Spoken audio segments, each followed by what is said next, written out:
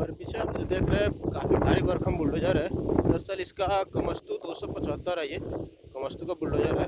और इसका हम देखिए आज आइडल चेंज करने वाला है। देख रहे हैं आइडल में आवाज़ आ गया ये, और ये आइडल हम लोग चेंज करने वाला है। देखिए आइडल चेंज करने के लिए सबसे पहले हम ये चैन खोलेंगे। चैन खोलने के बाद इसमें लॉक नहीं है, सिर्फ इसका लॉक देखिए, ये पत्ती लॉक होता है इसका।